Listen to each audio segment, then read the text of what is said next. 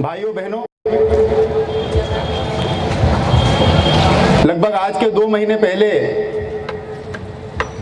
जननायक क्रांति सूर्य टंट्या मामा की यात्रा के लिए मैं ऐसे ही एक कार्यक्रम में अलीराजपुर में था और कोई बरसात का समय नहीं था, लेकिन उस दिन सुबह से ही पानी शुरू हो गया। 60 किलोमीटर 70 किलोमीटर दूर से आए हुए नौजवान दिन भर पानी में भीगते रहे और शाम होते होते जब यात्रा वहां पर पहुंची तो उस समय बरसात रुकने के बजाय और तेज हो गई और तय हुआ कि भरी बरसात में मूसलाधार बारिश के बीच ही जननायक क्रांति सूर्य टंट्या मामा की संतानें उनको श्रद्धांजलि देगी, आदरांजलि देगी। मैंने उस समय मंच पे से कहा था कि एक समय ऐसा आया था कि ऐसे ही बाल ग्वालों को लेकर के लीला पुरुषोत्तम भगवान श्री कृष्ण ने सत्ता के शिखर पर बैठे हुए घमंडी इंद्र को चुनौती दी थी और आम लोगों की चुनौती, उस चुनौती से इंद्र के अहंकार को ठेस पहुंची। ये आम गरीब वंचित शोषित पिछड़े लोग मेरी सत्ता को चुनौती देते हैं, ये कह के इंद्र ने मूसलाधार बारिश रखी। मूसलाधार बारिश कई दिनों तक बरसती रही और तब कहीं जाकर के गोवर्धन के पर्वत पर 14-15 साल के कृष्ण ने अपने साथियों के साथ मिलकर के इंद्र की सत्ता को चुनौती दी थी। और आप सब जानते हैं कि अंततोगत्वा इंद्र को हार माननी पड़ी। उस दिन भगवान इंद्र का आशीर्वाद बरस रहा था, लेकिन टंट्या मामा की संतानों ने, भगवान श्री कृष्ण की संतानों ने 5000 साल पहले भी इंद्र से हार नहीं मानी थी और 5000 साल बाद भी इंद्र को ही हार मानना पड़ी। आज भगवान सूर्य देवता की कृपा बरस रही है। मैंने शैलेंद्र जी से अभी पूछा कि कितनी देर से हमारे भाई बंधु यात्रा में घूम रहे हैं, तो सूरज से आंख मिला करके मैं जिन शहरों से आता हूं, शहरों में तो एसी का टेम्परेचर 18 करके अभी सबके सब लोग घरों में दुबके हुए बैठे हुए हैं। और ऐसे समय पे भगवान बिरसा मुंडा और टंट्या मामा की संतानों ने सूरज से संघर्ष करने का संकल्प किया। मैं अपने दोनों हाथ जोड़कर आपको प्रणाम करता हूं, आप सबको वंदन करता हूं। भाइयों बहनों, थोड़े दिन पहले हमारे यहां पर रामेश्वरम राम सेतु जो भगवान श्री राम ने अपने साथियों के साथ सीता की खोज और अत्याचारी रावण को समाप्त करने के लिए समंदर के बीच बनाया था, उसके अवशेष आज भी मौजूद है। अमेरिका की सबसे बड़ी खुफिया एजेंसी नासा, अमेरिका की सबसे बड़ी विज्ञान का परीक्षण करने वाली एजेंसी नासा ने जाकर के उसका परीक्षण किया और परीक्षण करके अनुमान लगा करके बताया कि हमने पूछा कितने साल पहले मर्यादा पुरुषोत्तम भगवान श्री राम ने इस पुल को बनाया होगा। उन्होंने कहा ठीक तो नहीं बता सकते, लेकिन अगर अनुमान लगाएं विज्ञान के आधार पर तो कम से कम भी 17,96,000 साल पहले भगवान श्री राम ने इस पुल का निर्माण किया था। 17 लाख साल पहले। आज क्या कारण है कि 17 लाख साल बाद भी हम भगवान श्री राम का जन्मोत्सव मना रहे हैं? आखिर क्या कारण है? क्या वो अयोध्या के बहुत बड़े प्रतापी राजा थे इसलिए? क्या उनके हाथ की मुट्ठी में दौलत और शोहरत, सत्ता उनके पैरों में रोंगती थी इसलिए? बिल्कुल नहीं। इस बात को जब हम मन में सवाल हमारा उठता है कि आखिर क्या कारण रहा, तो हमारे दृष्टि में एक प्रसंग उठ करके आता है। गुरु वशिष्ठ जंगलों से दशरथ जी के पास गए और दशरथ जी को जाकर के कहा कि ये जो जंगलों में निवास करने वाले हमारे वनवासी जनजाति बंधु हैं, ये गरीब हैं, कमजोर हैं, रावण के रिश्तेदार आते हैं, वो सत्ता में ताकतवर हैं, सारी शासन व्यवस्था उनके हाथ में है, इनके ऊपर अत्याचार करते हैं, इनको मार करके फेंक देते हैं, इनकी संपत्तियों पर कब्जा कर लेते हैं, इनकी स्त्रियों के साथ व्याभिचार करते हैं। महाराज दशरथ ने कहा कि मैं प्रतापी राजा हूं, आप कहो तो पूरी सेना आपके साथ भेज देता हूं। तीनों लोगों को मैंने विजिट किया। तब वशिष्ठ ने कहा कि पूरी सेना नहीं चाहिए, मैं केवल आपके 2 बालकों को लेके जाना चाहता हूं। उसमें से बड़े बालक की जो उम्र थी वो सिर्फ 13 साल। सुबह का समय था, देर रात्रि वो आश्रम में पहुंचे। सुबह नदी पर स्नान करने के लिए जाने के लिए जब निकले तो राम, 13 साल के राम, उनके छोटे भाई लक्ष्मण, वो लक्ष्मण और राम जब निकले तो अचानक से रात की अंधियारे में उनका पांव कहीं धंस गया। राम ने निकालने की कोशिश की, काफी देर तक पांव को निकालने की कोशिश करते रहे, लेकिन पता नहीं किस चीज में पांव धंस गया था कि निकलने को तैयार नहीं था। और ऐसी परिस्थिति में कई मिनट तक संघर्ष करने के बाद धीरे धीरे सूर्य देवता का प्रकाश पड़ा, और जब प्रकाश पड़ा तो राम ने देखा कि मेरा जो पांव धंसा हुआ है वो किसी गड्ढे में नहीं धंसा हुआ है। एक मनुष्य को जो मरने के बाद उसका कंकाल होता है, उस कंकाल में मेरा पांव धंस गया है। और जब सूरज और आगे आया तो उन्होंने देखा कि पास में एक बहुत बड़ा पहाड़ नर कंकालों का खड़ा हुआ है। उन्होंने वशिष्ठ जी से पूछा कि ये कौन है, ये किन लोगों के नर कंकाल हैं? उन्होंने कहा ये वो लोग हैं जो धर्म का पालन करते हैं। खरदूषण आते हैं, सुबाहु आते हैं, रावण के अत्याचारी राक्षस आते हैं, इनको घरों में से उठा करके इनका मांस भक्षण कर देते हैं, और ये उन्हीं के नर कंकाल है। 13 साल के मर्यादा पुरुषोत्तम भगवान श्री राम ने एक प्रतंचा तीर के ऊपर चढ़ाई और दूसरे हाथ में मुट्ठी बांध करके संकल्प किया, निशिचर हीन करहु मही भुजे उठाए प्रण कीन। इस पूरे वन क्षेत्र को ऐसे अत्याचारी लोगों से जब तक विहीन नहीं कर दूंगा तब तक जाकर के अयोध्या के गद्दी पे नहीं बैठूंगा, कोई सुख नहीं भोगूंगा। और आगे वो चाहते तो दशरथ जी की सेना लेकर के भी रावण को परास्त कर सकते थे, लेकिन इससे समस्या का स्थायी समाधान नहीं होता। और इसलिए राम जी ने तय किया वनों के बीच में आने का। जब राम जी आए तो राम जी ने निषाद राज जो उनके साथी से उनसे अनुमति ली, क्या मैं आपके वन क्षेत्र में आ सकता हूं? राम जी ने निश्चय किया, अपने मुकुट, अपनी मणि, अपने सारे जीवन के ऐशो आराम उसको उतार करके फेंक दिया, और जैसे वनवासी रहते थे उन्हीं वनवासियों के वनवासी राम बन करके उन्हीं के जैसे कपड़े पहन करके अपनी पत्नी सीता, अपने भाई लक्ष्मण को लेकर के वो जब वन क्षेत्र में आते हैं तो वन क्षेत्र में सबसे पहले निषाद राज जी से अनुमति लेते हैं, क्या मैं आपके क्षेत्र में प्रवेश कर सकता हूं? निषाद राज जी उनका स्वागत करते, उनको अनुमति प्रदान करते, तब जाकर के वो जंगल में प्रवेश करते।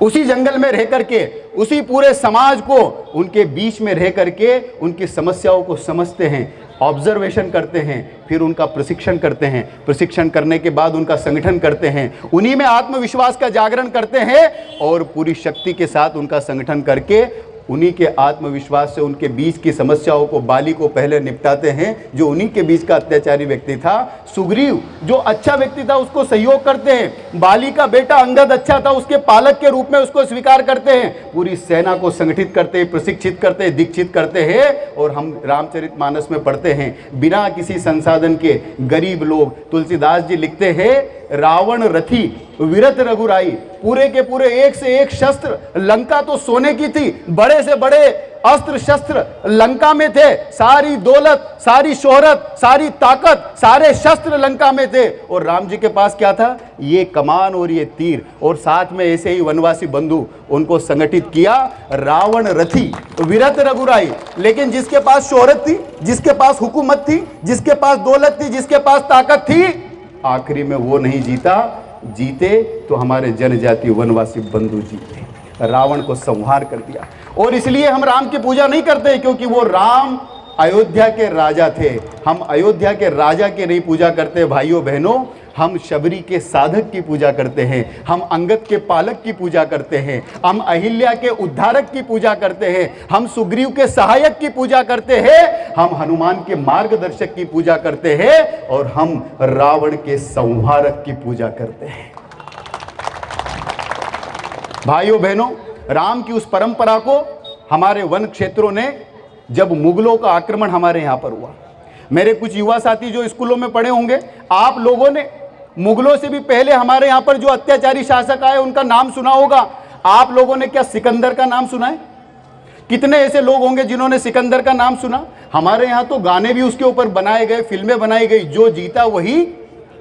ये सिकंदर वो था कि एक समय में इसने आधी से ज्यादा दुनिया को जीत लिया था, और जब उसने भारत के ऊपर आक्रमण किया तो ग्रीक सेना के उसके सबसे बड़े झंडा बरदार, जिसका नाम मिनांडर था, मिनांडर जब भारत की तरफ उत्तर की तरफ से आया ये कश्मीर और पंजाब के क्षेत्र में, तो पंजाब के क्षेत्रों में मिनांडर का सामना हुआ उस समय के भील शासक, भील राजाओं के साथ, उन भील सैनिकों के साथ में। और वो तथाकथित दुनिया का मिनांडर, दुनिया का अलेक्जेंडर, जिसको दुनिया ने सिकंदर कहा, विश्व विजेता, वो हार का मुंह देख करके अपने देश वापस लौटा। रानी दुर्गावती कभी गढ़मंडला से चुनौती देती है। ये मांडव पास में मालवा के राजा बाज बहादुर ने रानी दुर्गावती को विधवा समझ करके, गरीब, कमजोर, लाचार समझ करके आक्रमण कर दिया और उस बाज बहादुर के दांत खट्टे कर दिए रानी दुर्गावती ने। गौंड रानी दुर्गावती ने ऐसा पराक्रम किया कि कई मर्तबा वहां से भाग करके और अपनी जान बचा करके बाज बहादुर को आना पड़ा। उसकी नजर दिल्ली की सल्तनत पर बैठे हुए अकबर बादशाह की कुदृष्टि, नापाक नजर गढ़मंडला पर पड़ी। उसने संदेश भेजा, मेरे अधीन आ जाओ, मेरी परतंत्रता स्वीकार कर लो। लेकिन स्वाभिमानी जनजाति, स्वाभिमानी आदिवासी रक्त जिसके भीतर था, उस रक्त को, जिसने इस राष्ट्र की अस्तित्व और अस्मिता के लिए अपने रक्त को बहाने से कभी गुरेज नहीं किया, रानी दुर्गावती ने कहा कि अकबर बादशाह, तू होगा दिल्ली की सल्तनत में बैठा हुआ शक्तिशाली शासक, कई राजाओं ने तेरी सत्ता स्वीकार कर ली, लेकिन रणचंडी की बेटी राणा दुर्गावती तेरी अधीनता स्वीकार नहीं करी। 24 जून 1564 को रानी दुर्गावती का बलिदान हो गया। आखिरी सांस, आखिरी रक्त की बूंद तक वो अपने राष्ट्र, धर्म और संस्कृति के लिए संघर्ष करते रहे। ये संघर्ष सिर्फ गढ़मंडला में चल रहा था ऐसा नहीं था। हल्दी घाटी के युद्ध में महाराणा प्रताप के अपने सगे भाइयों ने भी अकबर के साथ संधि कर ली, उनको सत्ता से हटा दिया। महाराणा प्रताप गोगुंदा के जंगलों में बैठे, सत्ता से निर्वासित होकर के मेवाड़ के स्वाभिमान की रक्षा के लिए संकल्प कर रहे थे। लेकिन एक अकेला महाराणा प्रताप, जिनके अपने रिश्तेदार, जिनके अपने नातेदार, जिनके अपने ताबेदार, उन्होंने उनको धोखा दे करके अकबर की गद्दी के सामने अपने सर को झुका दिया था। तब राणा पुंजा भील उनके पास आए और गोगुंदा के जंगलों में बैठ करके एक चट्टान पर महाराणा प्रताप का राज तिलक कर दिया। हमारा महाराणा किसी के आगे झुकेगा नहीं। महाराणा प्रताप का संघर्ष राष्ट्र स्वाभिमान का संघर्ष था। और भाइयों बहनों, अभी शैलेंद्र सोलंकी जी बता रहे थे सामाजिक समरसता। यह सामाजिक समरसता हमारे रक्त में है। महाराणा प्रताप ने हल्दी घाटी का युद्ध जब खमरोर के मैदान में लड़ा, तो हल्दी घाटी के युद्ध में उनके साथ उस समय मेवाड़ में रहने वाली पूरी की पूरी 36 जातियां अकबर की सत्ता के खिलाफ लड़ रही थी। वो गरीब हो या वो अमीर हो, वो किसी भी जाति में जन्म लेने वाला व्यक्ति हो, मां भारती की 1 इंच जगह भी किसी विदेशी आताताई जिहादी को, उसके नापाक हाथों को उस पर पहुंचने नहीं देंगे। अंग्रेजों की सत्ता हमारे यहां पर आई तो बाबा तिलका मांझी ने राजमहल बिहार के जंगलों से उसको चुनौती दी। और चुनौती ऐसी दी कि उनका सबसे बड़ा अधिकारी, उस जमाने में कलेक्टर के लेवल का अधिकारी था क्लीवलैंड, उसको तीरों से न केवल घायल किया बल्कि उसका वध कर दिया। बाद में अत्याचारी शासकों ने एक साथ बहुत बड़ी सेना भेजी और 24 साल के बाबा तिलका मांझी को राजमहल के जंगलों में से नंगे बदन 4 घोड़ों पर 70 मील तक घसीटते हुए भागलपुर के एक वट वृक्ष के नीचे पूरे भागलपुर को इकट्ठा करके और फरवरी 1785 में सरेआम फांसी पर टांग दिया गया। बाबा बिरसा, जिनके बारे में गीत गाए जाते हैं, हांसी हांसी चढ़बो फांसी, वो जब फांसी पर चढ़ रहे थे उस समय भी उनकी आंखों में, अंग्रेजों के सामने उनकी आंखें झुकी हुई नहीं थी, उनकी आंखों में राष्ट्र स्वाभिमान का रक्त था और हंसते हंसते वो फांसी पर चढ़ गए। उनसे प्रेरणा लेकर के हमारा संघर्ष आगे बढ़ता रहा। कभी टंट्या मामा भील, ये महू का जो क्षेत्र है, विशेष करके बड़वा से लेकर के बैतूल के बीच का जो जंगल है, अंग्रेज दक्षिण भारत से हमारे वन क्षेत्रों से खनिज संपदा लूट करके ट्रेन में भर के ले जाते थे, तो पाताल पानी के जंगलों में टंट्या मामा भील अपने क्रांतिकारी साथियों के साथ तूफानी गति से जाते थे और उस सारे पैसे को वापस से लेकर के, जो हमारा अपना पैसा था, गरीब वंचितों के बीच में बांट देते थे। टंट्या मामा के बीच के संबंध में आज भी बैतूल में जो पोवाड़े, जो लोकगीत कहे जाते हैं, उन लोकगीतों में कहा जाता है कि टंट्या मामा मामा क्यों थे? मामा इसलिए थे क्योंकि उस समय कोई माता बहन जिसकी बेटी, जिसको विवाह के योग्य हो जाती थी और उसके पास विवाह का सामग्री, पैसे नहीं होते थे, तो तो वो दूर जाकर के जंगल में एक चट्टान पर खड़ी होकर के कहती थी, टंट्या मामा तेरी भांजी का विवाह होना है, मेरे पास पैसे नहीं हैं। पता नहीं क्या सिस्टम था, क्या ऐसी व्यवस्था थी टंट्या मामा भील की कि सुबह जब वो बहन जागती थी और अपनी झोपड़ी का दरवाज़ा खोलती थी तो उसकी झोपड़ी के दरवाजे के सामने बेटी के विवाह का पूरी की पूरी सामग्री उपलब्ध होती थी। और इसलिए बहनों ने कहा, ये टंट्या भील जिसको डकैत कहते हैं अंग्रेज, ये कोई डकैत नहीं है, ये हमारी बेटियों का विवाह कराता है, ये हमारा मामा है। भगवान बिरसा मुंडा का संघर्ष तो अद्भुत संघर्ष था। भगवान बिरसा मुंडा का संघर्ष अंग्रेजों से उस जमाने में हुआ जब अंग्रेजों ने हमारे सुदूर के जंगलों से लकड़ियों को काट काट करके ट्रेनों में भर भर के इंग्लिस्तान ले जाना शुरू किया। और यहां हमारा जो जनजाति समाज था, उस जनजाति समाज ने किसी भी हरे पेड़ को काटने की अनुमति नहीं दी।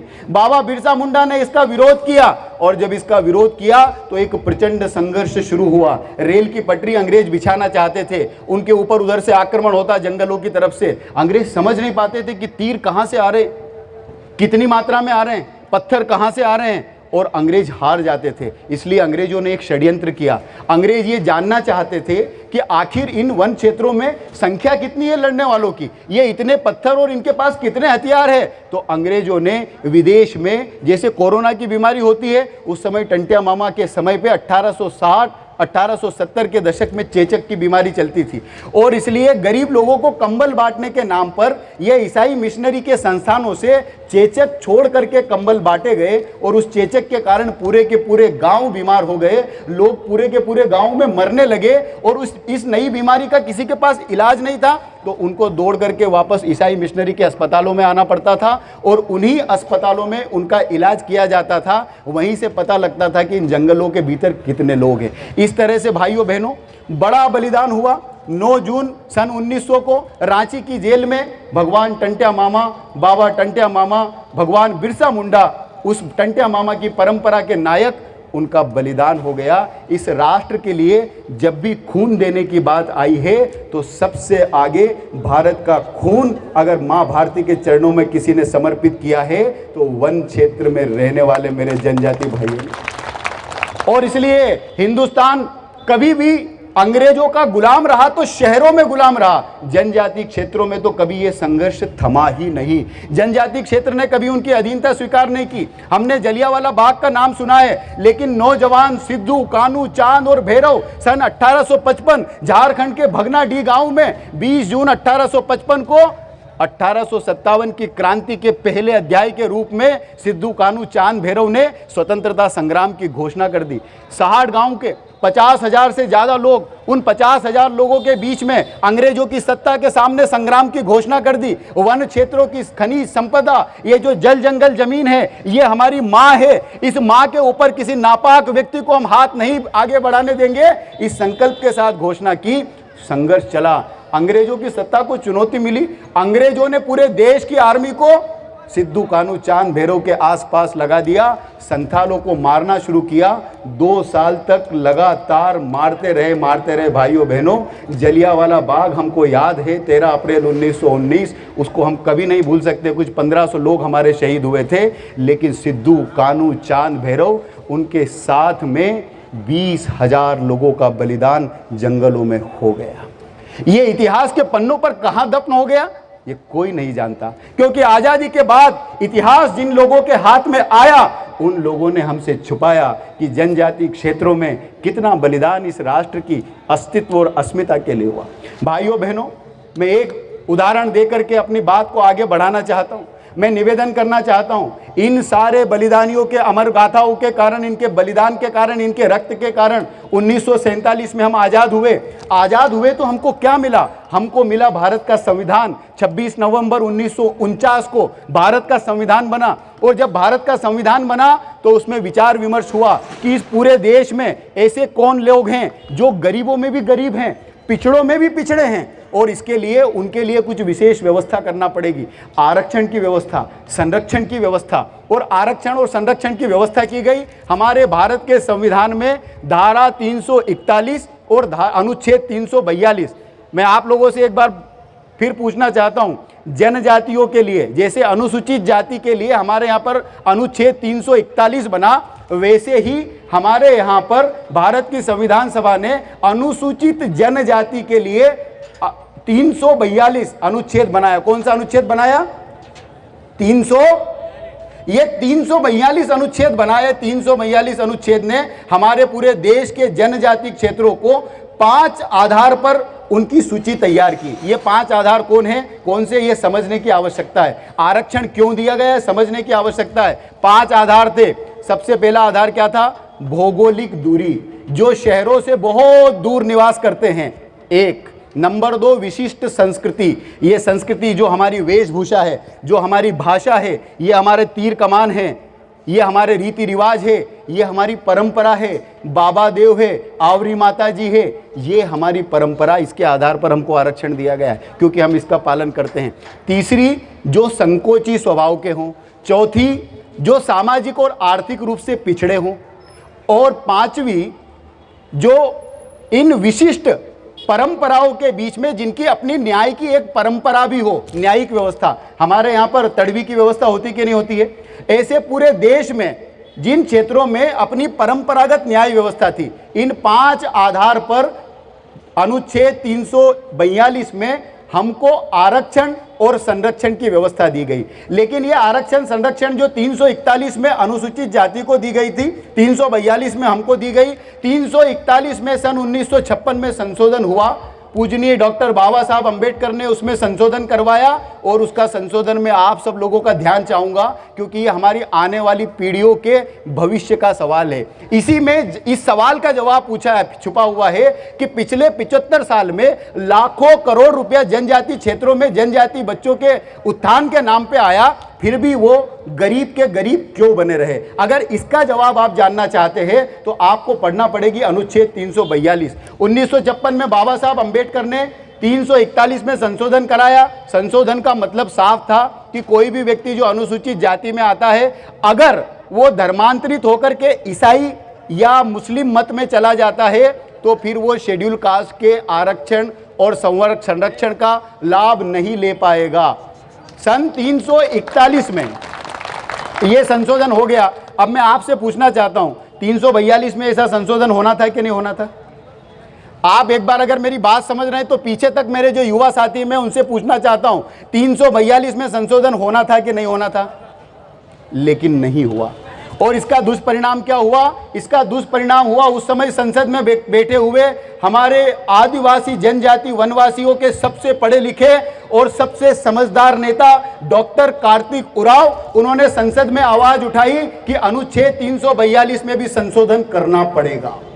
क्या संशोधन करना पड़ेगा? तो क्यों करना पड़ेगा? तो इसके लिए उन्होंने एक रिसर्च की, अनुसंधान किया और उस पुस्तक का नाम है 20 साल की काली रात। क्या नाम है पुस्तक का? मेरे युवा साथियों से पूछना चाहता हूं, क्या नाम है पुस्तक का? आप सब लोग उस पुस्तक को मंगवाइए और कार्तिक उरांव जी की उस पुस्तक को पढ़िए। उस पुस्तक में कार्तिक उरांव जी ने हमारी आंखें खोलने वाले तथ्य लिखे। उसमें उन्होंने लिखा, इस देश के 100% जनजातियों में से 5% लोग जो है वो हिंदू धर्म से परिवर्तित होकर के ईसाई बन चुके हैं। कितने प्रतिशत? 5%। लेकिन जो हमारा टोटल बजट है, जो आदिवासियों के वनवासियों के विकास की योजनाओं के लिए लगता है, उसका 75% हिस्सा ये उन 5% लोगों के लिए खर्च होता है। बाकी के 95% को कितना बजट मिलता है भाई साहब? कितना बजट मिलता है? सिर्फ 25%। जो छात्रवृत्ति की हमारे यहां पर योजना है, ये छात्रवृत्ति 59%, 59% किनको मिलती है? 5% लोगों को मिलती है जो धर्मांतरित होकर के ईसाई बन गए हैं। और जो 95% समुदाय है उसको सिर्फ 41% उनको मिलती है। नौकरियों की अगर हम बात करें तो नौकरियों में केवल राज्य सेवा, केंद्र सेवा, पीएससी, यूपीएससी और अखिल भारतीय सेवाओं की बात करें तो 61%, 61% उन 5% लोगों का उसके अंदर आरक्षण का लाभ लेकर के तहसीलदार से लेकर के कलेक्टर, कमिश्नर और सेक्रेटरीट में बैठे हुए हैं। कौन लोग बैठे हुए? 5% जो धर्मांतरित हो गए। 95% जो लोग हैं वो केवल 39%, 39% उनको लाभ मिल रहा है। और इसको अगर उन बजट में समझना चाहें तो डॉक्टर कार्तिक उरांव जी ने अपनी पुस्तक में लिखते हैं लंबी रिसर्च के बाद में कि अगर इसको हम वैसे समझने की कोशिश करें कि एक आदमी का जो बजट पैसे के रूप में आता है तो 95% लोगों को कितना पैसा मिलता है औसत रूप से, और ये जो 5% धर्मांतरित हो गए ईसाई, इनको कितना पैसा मिलता है। तो डॉक्टर कार्तिक उरांव जी 20 साल की काली रात पुस्तक में लिखते हैं कि इसमें इतना बड़ा अंतर है कि जिसकी हम कल्पना भी नहीं कर सकते। एक व्यक्ति के ऊपर विकास योजनाओं में जो 5% धर्मांतरित ईसाई हो गए जनजाति के, शेड्यूल्ड ट्राइब के, इन लोगों को अगर एक व्यक्ति पे सरकार की योजना का 210 रुपया खर्चा होता है तो जो 5% जो है और जो 95% जो हिंदू समाज का भारतीयता का पालन करता है उसको कितना पैसा मिलता है? सिर्फ 1 रुपया। 210 और 1, अगर एक आदमी पे 210 तो किनको मिल रहा है 210? 5% वालों को। और जो 95% वाले हैं इनको कितना पैसा मिल रहा है जी? इनको मिल रहा है सिर्फ 1 रुपया। इसका मतलब कितना हजार गुना का अंतर है? 25,000 गुना का अंतर है। इसका मतलब तो ये है कि जहां पर ये जो धर्मांतरित 5% लोग जो शेड्यूल्ड ट्राइब में काउंट होते हैं, जिनकी काउंटिंग होती है शेड्यूल्ड ट्राइब में, जनजाति में, जिनको आदिवासी कहा जाता है, लेकिन वो हिंदू परंपरा, सनातन परंपरा को नहीं मानते हैं, वो हमसे 25,000 साल आगे पहुंच गए। लेकिन अधिकार तो हमको मिला था। अधिकार क्यों दिया गया था? तो भारत की संविधान सभा स्पष्ट कह रही है, वो कह रही है अधिकार इसलिए दिया गया था क्योंकि इनकी विशिष्ट संस्कृति है। संस्कृति क्या है हमारी? हमारी संस्कृति है हम महादेव की पूजा करते हैं, बाबा देव की पूजा करते हैं, हम शिव के अलग अलग रूपों की पूजा करते हैं, हम भीली भाषा बोलते हैं, हम भीली वेशभूषा पहनते हैं, इसलिए मिलती है। लेकिन ये 5% वो लोग कर रहे हैं क्या? अगर नहीं कर रहे हैं तो फिर इनकी डी लिस्टिंग होना चाहिए। ये डी लिस्टिंग क्या है? ये डी लिस्टिंग वही है जो 1956 में डॉक्टर बाबा साहेब अंबेडकर ने अनुसूचित जाति के हमारे जो बंधु हैं उनके लिए करवाई थी। अगर आप शेड्यूल कास्ट के हैं और अगर आप धर्मांतरित होकर के ईसाई या मुस्लिम मत को मानेंगे तो फिर आपको अनुसूचित जाति का लाभ नहीं मिलेगा। तो मैं आप लोगों से प्रश्न पूछना चाहता हूं कि 342 में संशोधन होना चाहिए कि नहीं होना चाहिए? और हमारे यहाँ के सांसद ने भी इस सवाल को थोड़े दिन पहले ही लोकसभा में उठाया। अब लोकसभा में, और लोकसभा जो है उसमें सभी दलों के लोग बैठे हुए हैं, वो लोकतंत्र में एक ही भाषा को जानती है, वो भाषा है जनता की भाषा, क्योंकि ये जनता का तंत्र है। और इसलिए हमको गांव-गांव से डी लिस्टिंग की मांग करना पड़ेगी। ये डी लिस्टिंग होना चाहिए अनुच्छेद 342 में से संशोधित करके ऐसे लोग जो जनजाति समाज की भाषा, वेशभूषा, संस्कृति, परंपरा से दूर हट गए हैं, उनको आदिवासी होने का कोई भी लाभ नहीं मिलना चाहिए। और यही संकल्प लेकर के जो नगरीय क्षेत्र में निवास करने वाले गैर जनजाति बंधु हैं, जो जनजाति समाज की सेवा में लगे हुए हैं, वो भी इस आवाज में सुर मिला करके शहरों से शंखनाद कर रहे। भाइयों बहनों, आज हमारे सामने ये चुनौती है। इस चुनौती को लेकर के विविध तरह के कार्यक्रम पूरे देश में होने वाले हैं।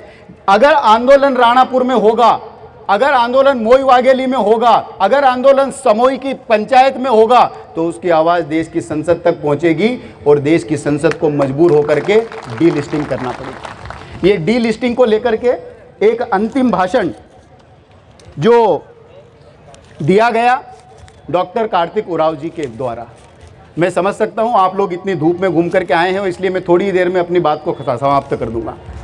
आप लोग एक बार अपने हाथों को जोर से खोलिए इस आयोजन करने वाले लोगों के लिए, एक बार करतर ध्वनि से इनका अभिनंदन कीजिए।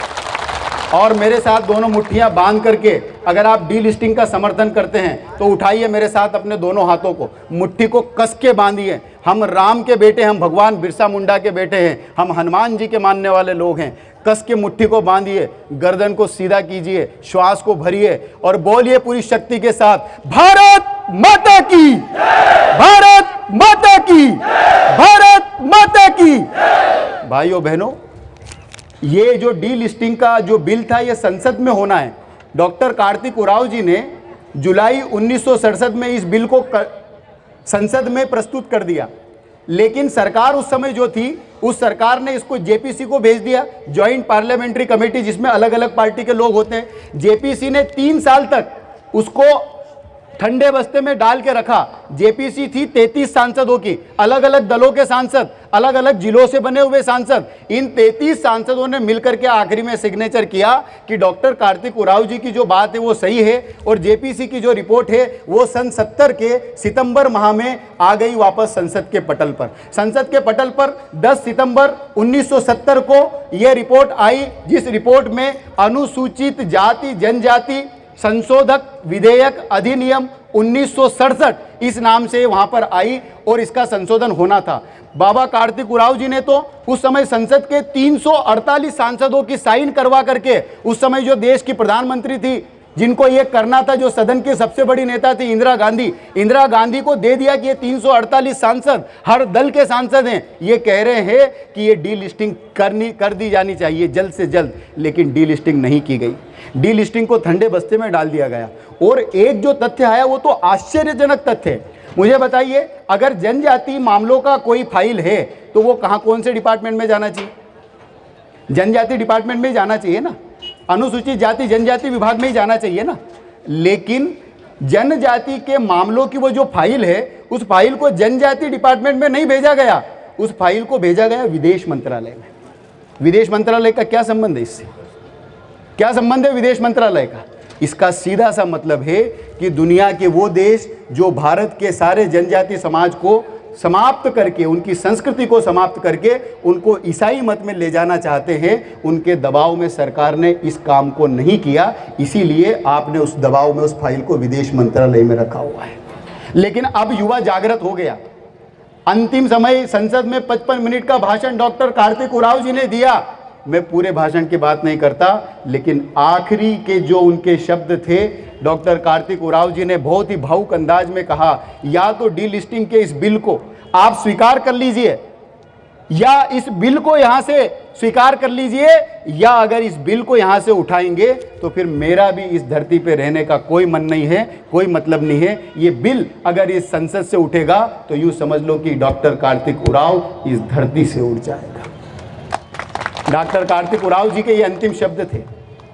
5 दशक उस बात को हो गए, अभी भी फाइल रखी हुई है।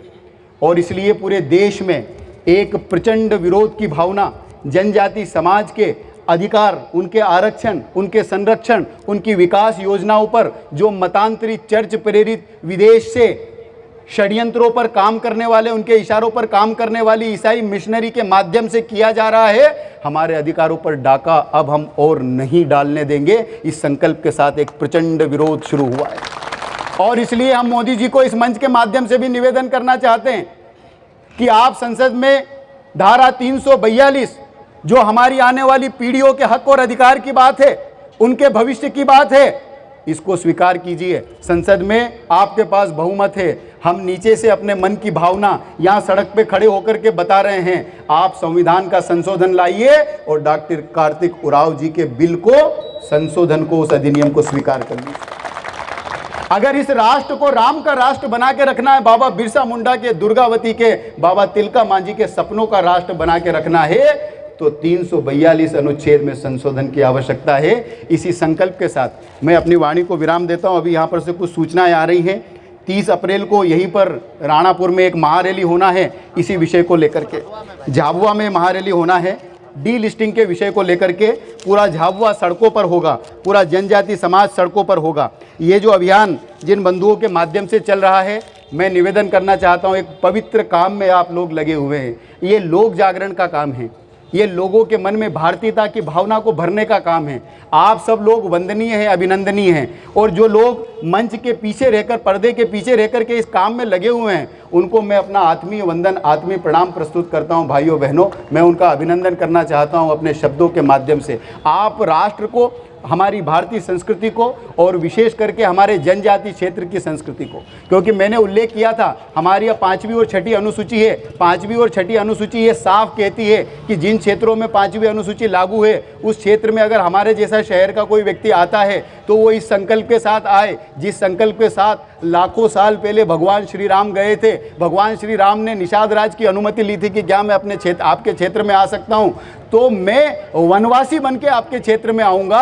अगर कोई जनजाति क्षेत्र में कोई विदेश का चर्च वाला व्यक्ति हमारी संस्कृति को नष्ट करने के लिए आए, तो भारत का संविधान साफ कह रहा है कि हमारी अनुमति के बिना वो हमारे क्षेत्र में प्रवेश नहीं कर सकता। ये संविधान ने हमको अधिकार दिया है। मैं आप लोगों से बोलता हूं कि उस संविधान के अधिकार का हमको उपयोग करना चाहिए कि नहीं करना चाहिए। और इसलिए ऐसे लोगों के इरादों को पहचानिए जो हमको भारतीयता से दूर करना चाहते हैं, हमको रोटी की तरह तोड़ना चाहते हैं।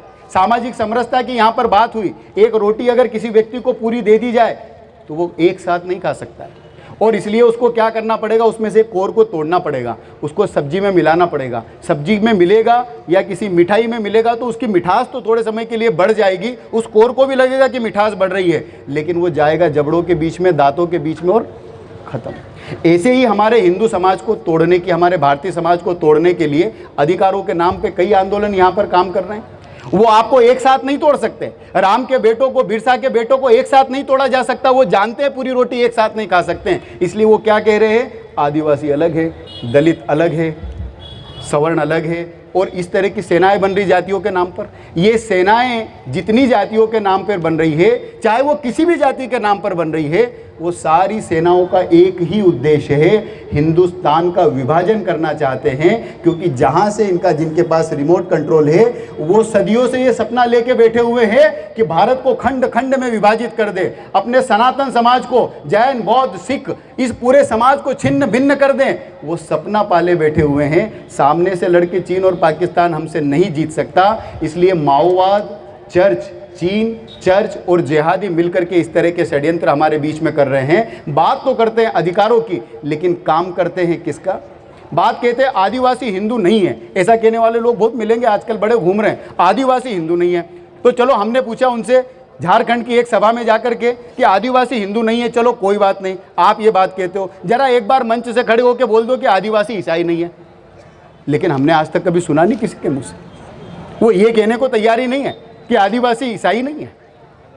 वो कह रहा आदिवासी हिंदू नहीं है। इसका मतलब क्या है जी? इसका मतलब साफ है। अभी झारखंड में जनगणना के आंकड़े आने वाले थे, तो जनगणना में वो कह रहे हैं वहां पर कि जो जनगणना में धर्म का जगह है, उस धर्म की जगह पर लिखाइए आप प्रकृति धर्म, हिंदू मत लिखाइए। तो मैंने वहाँ के लोगों को कहा कि चलो अपन सब इकट्ठा होकर चलते हैं, आपको हिंदू नहीं लिखाना, कोई बात नहीं है। हम सब लोग इकट्ठे होकर के चर्च चलते हैं, और चर्च में जाकर के जितने हमारे जनजाति धर्मांतरित हो गए हैं, वहाँ पादरी समेत सब लोगों को कहते हैं, आप भी प्रकृति पूजक हैं, तो आप सब जो कन्वर्ट हो गए हैं, आप भी इस जनगणना में ईसाई मत लिखवाना, इसमें प्रकृति पूजक लिखवाना। क्या आप लिखवाओगे? तो उनके मुँह हो जाते नीचे। और इससे आता है षड्यंत्र समझ में। रोटी की तरह कोर कोर करके हिंदू समाज को तोड़ने का सपना पाले जो लोग बैठे हुए हैं, वो कभी अपने सपने में सफल नहीं हो सकते। ऐसी छोटी छोटी चिंगारियां गाँव से उठती रहेगी, और भगवान बिरसा मुंडा की संतानें, जैसे उनके पुरखों को हमने संघर्ष का शंखनाद करके यहाँ से हरा करके वापस 7 समंदर पार भेज दिया। हम लड़े थे गोरे अंग्रेजों से, हमारे जो पुरखे थे गोरे अंग्रेजों से लड़े थे भाइयों बहनों। अब हमको युद्ध लड़ना, ये धर्म का युद्ध है, राष्ट्र को बचाने का युद्ध है। गोरे अंग्रेज तो चले गए हैं, लेकिन उनकी संतानें काले अंग्रेज यहाँ पर छोड़ गए हैं। अब हमको काले अंग्रेजों से, और इस मंच के माध्यम से उन सारे काले अंग्रेजों को आप सबकी तरफ से मैं एक संदेश देना चाहता हूं कि वो जो मंसूबा पाल करके बैठे हुए हैं, उनके 7 जन्म निकल जाएंगे, लेकिन वो हिंदुस्तान में भारत माता का कोई और विभाजन नहीं कर सकते। और एक मांग आखिरी, आप सब लोग मेरे साथ दोनों हाथ उठा करके फिर से बोलिए। मैं बोलूंगा डी लिस्टिंग, आप 3 बार बोलेंगे D listing, D listing, D listing, और इसी के साथ मैं अपनी बात को विराम दूंगा। आप उठाइए मेरे साथ दोनों हाथों को, फिर से मुट्ठियों को कस के बांधिए। ये मुट्ठियां बांधिए अपने आने वाली 7 पीढ़ियों के लिए। ये जो छोटे छोटे बच्चे हमारे साथ आए, इन बच्चों के भविष्य के लिए, हमारे पूर्वज जिन्होंने अपना बलिदान दे दिया, उनको नमन करते हुए ये मुट्ठियां बांधिए। ये मुट्ठियां बांधिए भगवान श्री राम, हनुमान और भारत माता के वंदन के लिए, हमारे भारत के भविष्य के लिए। मैं बोलूंगा डी लिस्टिंग, आप पूरी ताकत से 3 बार बोलेंगे D listing, D listing, D listing. हमारी मांग डी लिस्टिंग, हमारी मांग डी लिस्टिंग। अब की बात आवाज उठे तो पूरे राणापुर को कार्यक्रम का संदेश पहुंच जाए। ये आखिरी संदेश होगा हमारा, हमारी मांग डी लिस्टिंग। बहुत बहुत धन्यवाद।